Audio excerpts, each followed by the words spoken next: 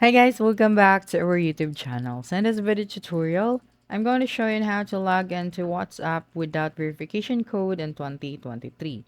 So the first thing that you'll need to do is when you try to open or to create an account on WhatsApp, the first thing that you should remember is to type out the correct phone number, because if you have typed out an incorrect phone number, then you would not be able to receive the SMS code or the code that will be sent to your phone number.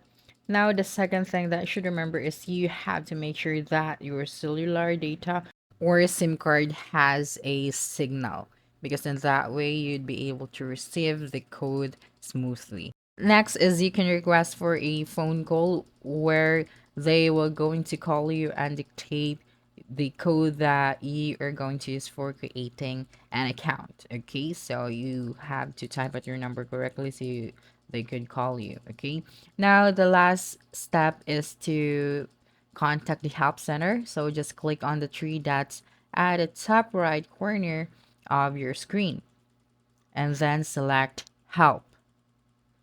Okay, so here you had to describe your issue and ask them to help you. You can also visit their help center for more information. Okay, so that's it. Don't forget to subscribe to our YouTube channel for more video tutorials in the future. Bye bye.